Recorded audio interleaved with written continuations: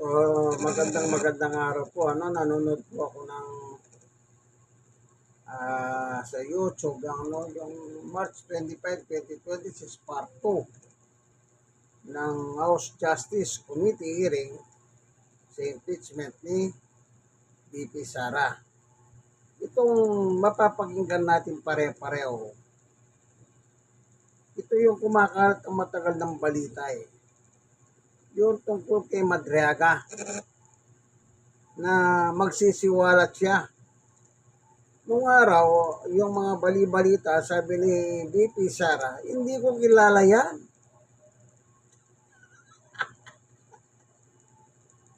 Hindi niya raw kilala. Nagsulputan yung mga litrato ni Madriaga at saka ni Sara magkasama. Nagsulputan pa yung pagbati niyang birthday. Meron pa siyang hawak na happy birthday na papel na ganon. Na sinabi niyang hindi niya raw kilala. Kasi sa panahon niya, talagang yung isisiwalat ni Madriaga ay napakahalagang bagay sa impeachment. Kasi siyang nakasama Alam niya yung galawan pagdating sa lustayan. Kaya ngayon, merong ito, yung nung nakaraan, nakabasa ako, umiiling ang si Congressman Chel Jokno na kung maaari, ilingin sa kung saan siya nakakulong, ilipat na lang sa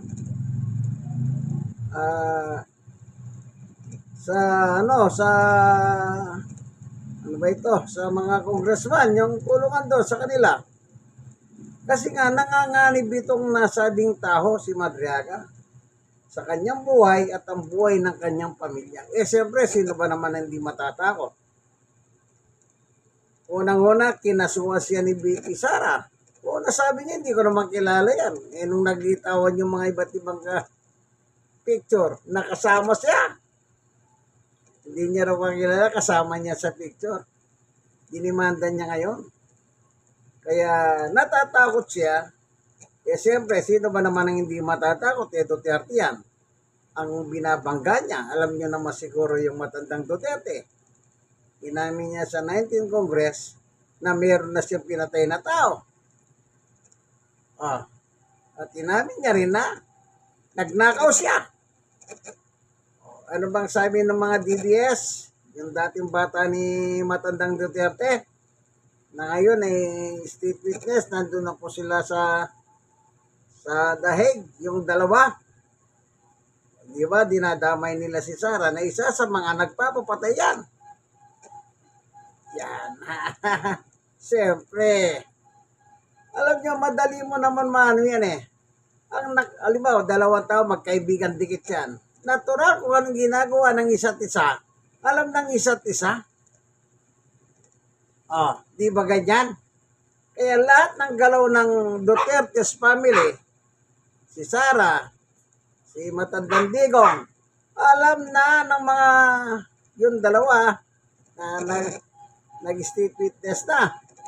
Alam ang galaw ng mga yan. Nung mayor pa silang naging mayor at vice mayor silang magama sa Davao. Ngayon, natatakot ang nasabing Madriaga. Ito, pakinggan natin yung ni Chel Jokno doon sa pitapit ni Madriaga.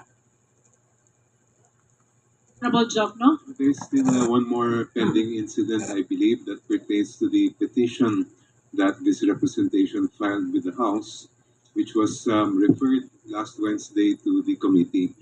This is a petition under Section 8 of the Rules on Impeachment, which provides that the House may, upon proper petition, provide adequate protection to a complainant or witness if it is shown that the personal safety of the witness is in jeopardy because of participating in the impeachment proceeding.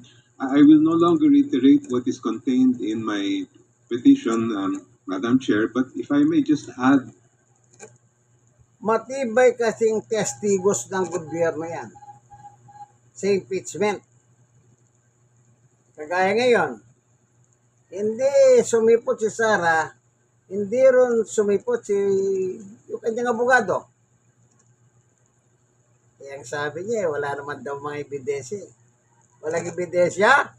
Di kung wala, di mas lalo kang dapat umaten. O VP Sara, dapat umaten ka kung walang ebidensya. O baka naman, dinadaga ka na.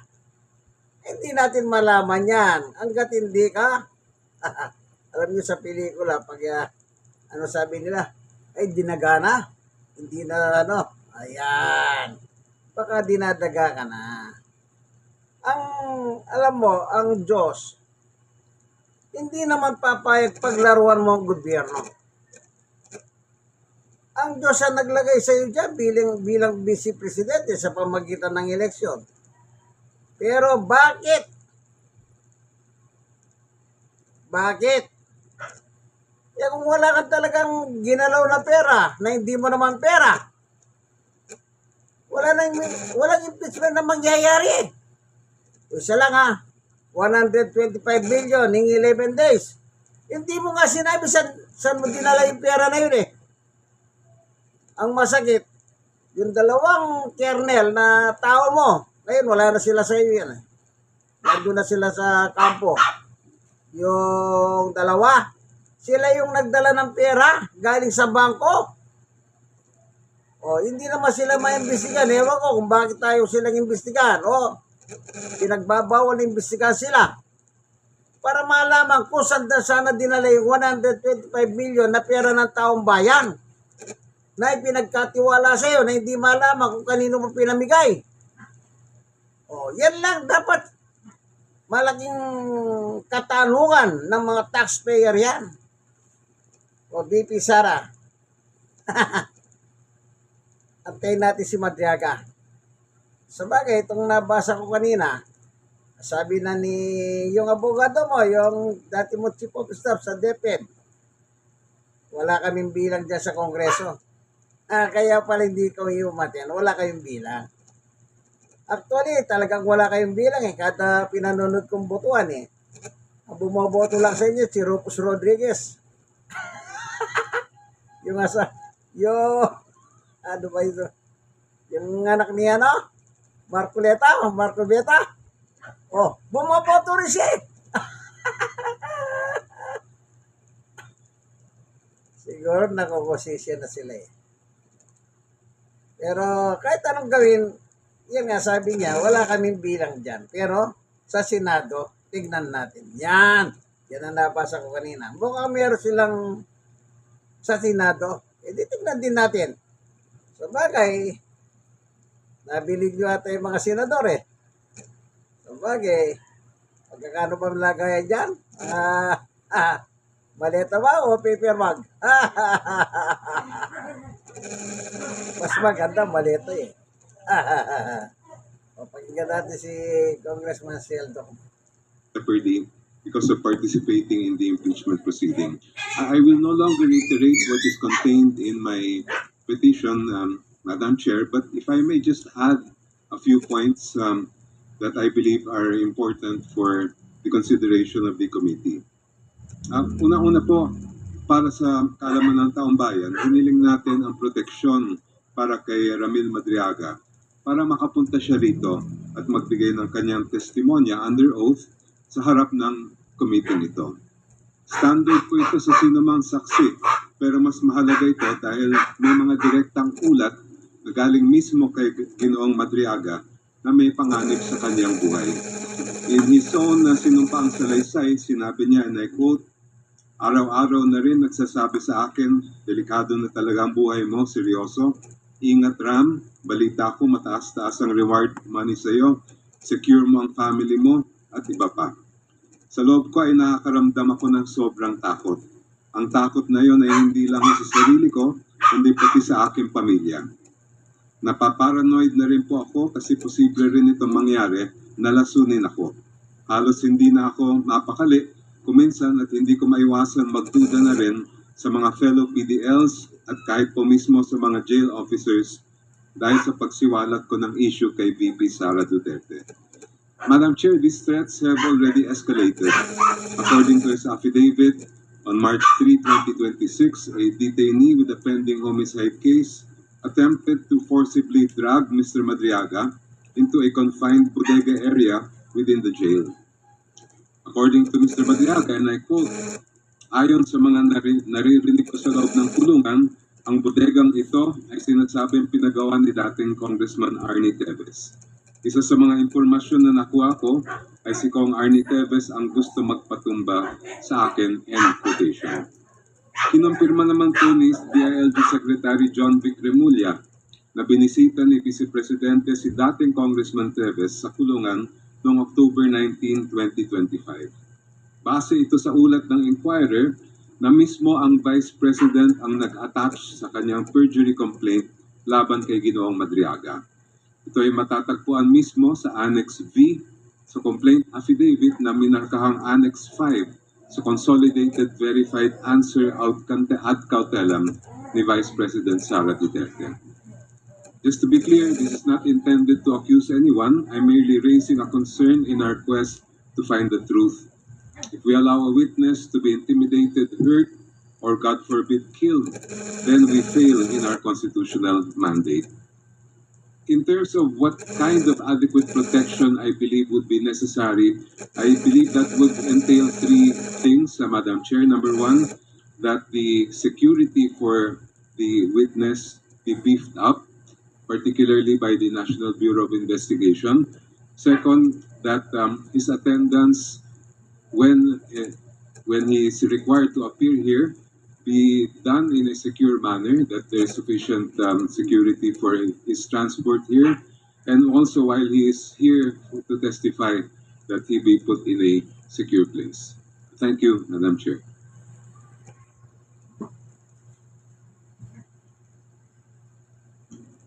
Magboboto ka na naman po. Would you like to raise the necessary motion with respect to the protective custody of witness Ramil Madriaga?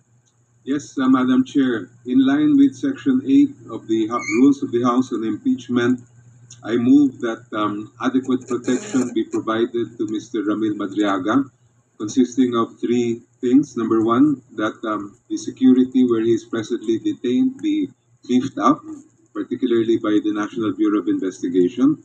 Number two, that his attendance, when required by the committee, be secured as well, so that his safety will be, so that his life will not be put in danger.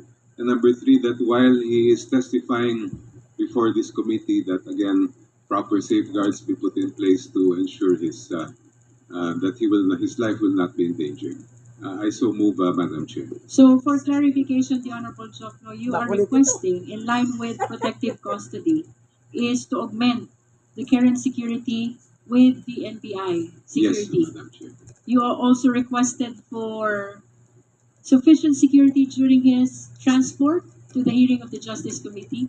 And And you also requested for a secured and safe place for his confinement while he is testifying. Yes. while he is testifying before the Justice Committee. So we've heard the details of the protective custody which are being requested by the Honorable Jokno by way of his motion.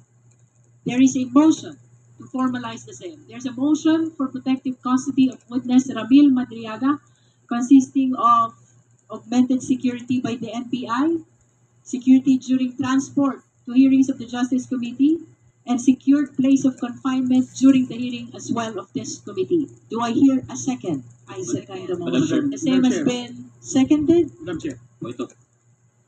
May we know the pleasure of the Honorable Rodriguez? Are you- Madam Chair, I would like to know whether whether the motion would transfer custody of Mr. Madriaga to the House of Representatives. So, kinu-question ngayon ni Rufus Rodriguez ang pag-transfer mula sa kulong at papunta dito sa Kongreso. Kanina pa ito eh. Kada may botohan, itong si Rufus Rodriguez, lagi siyang kontra. Ang tanong ng taong bayan, ilang maleta ba yan? Nandiyan ka, Mr. Rodriguez. Ayaw mo bang makita yung katotohanan? O, sadyang meron ka lang pinagtatakpan. Ako nagtatanong lang po ako sa inyo. Kanina pa eh. Puro ka. Nagtatas naman kamay yung kasama mo, hindi ka nagtatas, pero pagkakontra, ikaw lang ang nagtatas ng kamay. Kaya nyo pa bang malaman ng katotohanan? O sadyang gusto nyo lang itago yung katotohanan? Bilang taxpayer, pare-pareho po tayo nagbabayad ng bis. Kayo sa gobyerno, kami sa pribado. Ako gusto ko, ang totoo, makita ko kung magkano yung ninakaw na pera. Ikaw ayaw mo bang makita? Ano ka klaseng mambabatas, Mr. Rufus Rodriguez? Gusto ng taong bayan, majority, malaman ang totoo.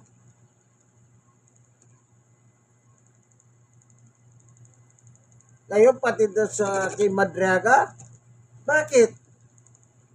Nanganganib ang buhay niya, pati pamilya niya, nakakulong siya. Ang kalaban niya, Duterte. Anong mga Duterte? Pumapatay ng tao. Ayon mismo sa mga DDS na naging star witness doon sa The Hague. Oh, ewan ko, anong klase? Wala. Rodriguez, Madam Chair, I would like to know whether the motion would transfer custody of Mr. Badriaga to the House of Representatives premises. will we be clarified on that, Honorable Jokno?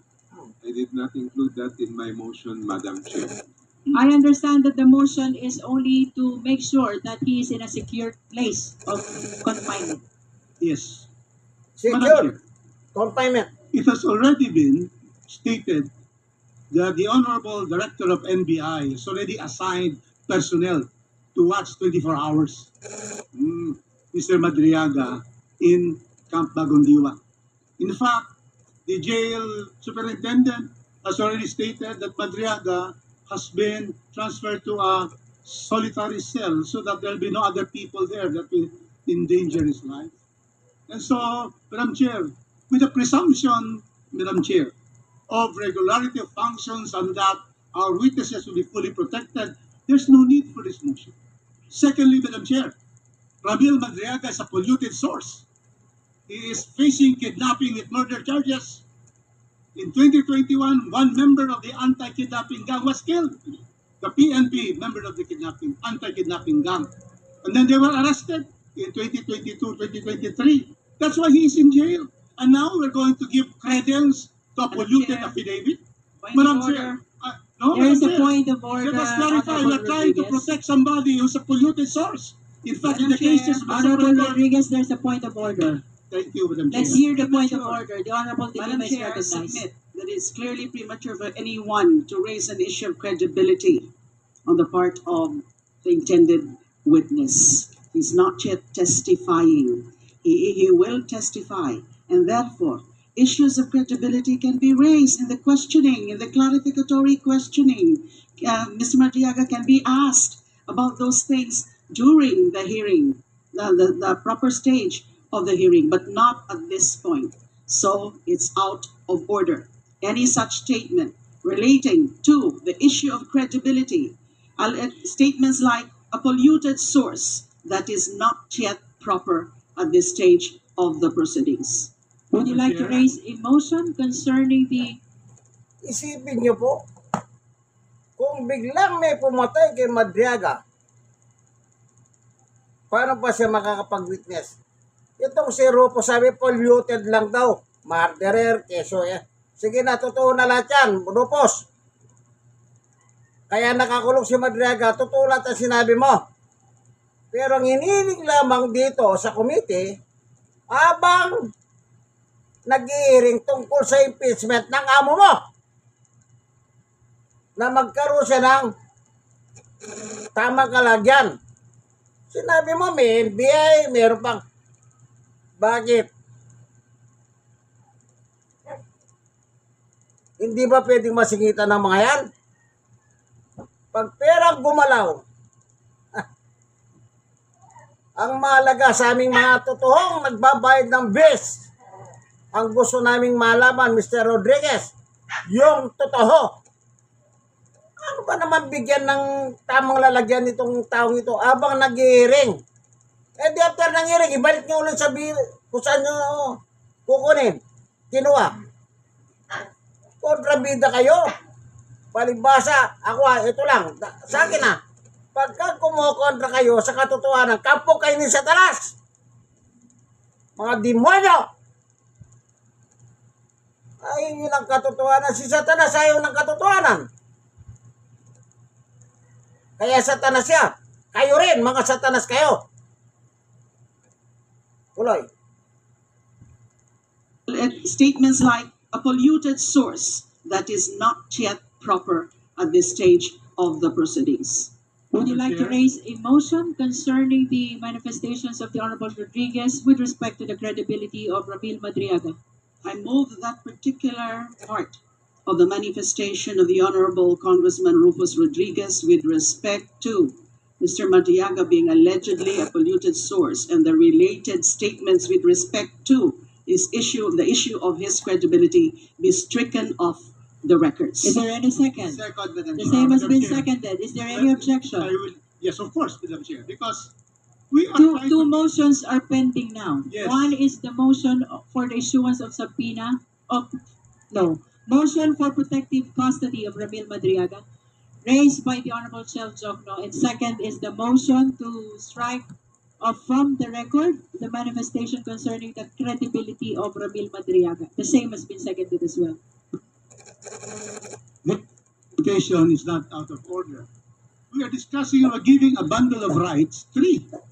All of this to be able to give that advantage, that perceived, safety issues which are not. That's why me stating that to give this bundle of rights, to give this protection, to all of this custody and so forth in a safe place, should not be given to a polluted source. That is the point that I have. And therefore, it is not out of order. We are discussing, we are objecting to this particular motion. And that is the reason why, these are the reasons why I say that we have to know this person whom we are giving all of these extra advantages and extra attention and care which he does not deserve. Madam Chair, The Honorable De Lima. Hindi raw deserve, sabi ng Rufus. Talagang pinakikita mo lang na talagang sa demonyo ka. Anong hindi deserve? Witness yan. Importante ang kanyang paglalahad. Kasi sinabi ni Sarah nung araw, di ko kilala yan. Nang simula niya sabihin, hindi niya kakilala. Naglitawan lahat yung mga picture. Nakasali sila. Magkasama sila. At binati pa niya ng happy birthday. Buti na lang, andiyan si Laila de Lima, ML, party list. Hindi pa nga siya nakapag-testimony. Sabihin mo, polluted siya. Masyado kang baka ikaw ang polluted diyan sa Kongreso. Baka ikaw ang polluted. Hindi si Madriaga. All of these extra advantages and extra attention and care which he does not deserve. Madam Chair, The Honorable De Lima. Mr. Madriaga is listed as one of the witnesses for the complainants. And that's why I asked for the issuance of subpoena jus teco.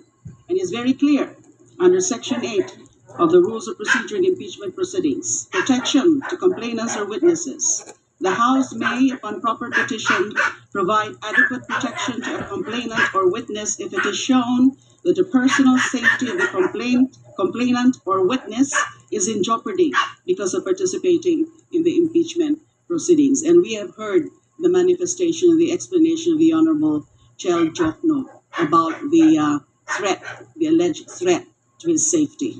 And therefore, it is very much in order that we tackle the issue of grant of protection in the mode that was described and asked or sought for by Congressman Chel Jokno, and the motion has been duly seconded. Thank you.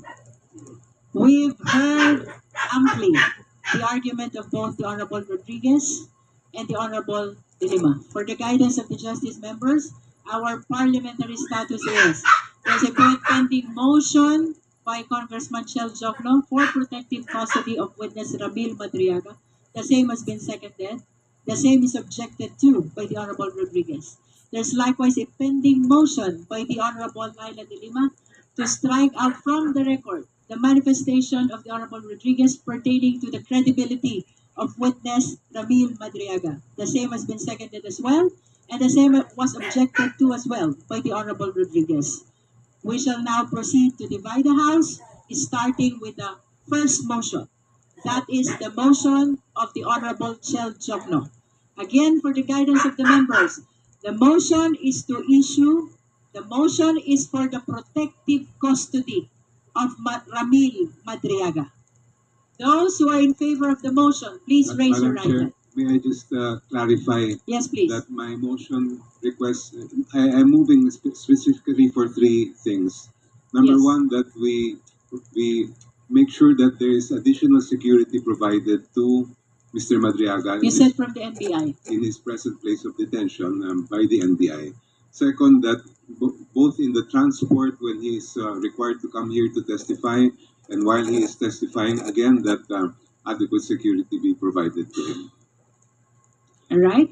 So those who are in favor of the motion for protective custody of witness Ramil Madriaga, please raise your right hand. Nakulit.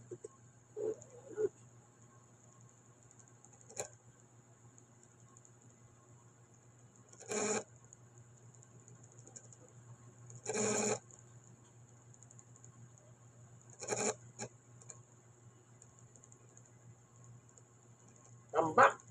Ah, si Rufus lang hindi nakataas ang kamay. At saka yung anak ni Duterte. Ito, yung katabi ni Duterte, ni ano? You may put down your hands. Those who are not in Ani, favor, ano, please raise your right hand. Honorable Tito. Marcoleta.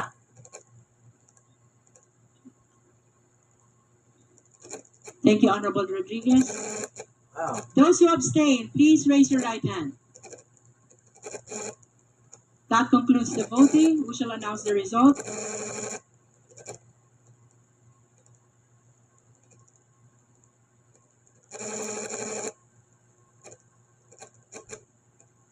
ito na yung boto. With 35 votes in the affirmative, 35. 1 vote in the negative, with 0 abstention, the motion is granted. The Secretariat is requested to closely coordinate with the Office of the Surgeon at Arms and Rodriguez, or amen. Legislative Security Bureau Oh. for the protection of Ramil Madriaga. As courtesy by the committee, please also notify the PJMP as well as the respective regional trial court which ordered his detention. So ruled. Tapos na, minartilyo na. Indeed, all the pending matters were already addressed by the committee. The chair believes that Hindi papayagan Diyos yung katotohanan, Rufus Rodriguez. Takpan ng kasinungalingan. Katanda mo ng mambabatas yung katotohanan na ayaw mo yata malaman dyan eh. O ngayon, ano nangyayari? 35-1. Hindi papayagan Diyos mangibabaw yung kadiliman ni Satanas laban sa katotohanan. Tandaan nyo yan. Hindi man tayo pare-pareho nag-aral. Kayo, magagaling kayo. Mambabatas kayo. Pero ang gusto nyo kadiliman. Ibasa kampukan ni Satanas. Hallelujah. So hanggang dito na lamang at least narinig natin, pinag-usap, tinagil yan. Wala akong pinapanigan dito ang aking istan, yung katotohanan bilang taxpayer. Kung hindi kayo taxpayer, okay lang. Ako nagbabayad ako ng bis. Mas lalong gusto ko yung katotohanan. Dito na lamang yung kaibigan kay Jesus, Brother Manny Bautista. Tandaan nyo, sa 2028, yung mga Nasa kadiliman, huwag nyo na silang iboto. Maawa naman kayo sa bansang Pilipinas. Ninanakawan na. Binoboto nyo pa. Ilang maleta ba gusto nyo, ha? Baka usapang maleta gusto nyo. Sige po, babayo.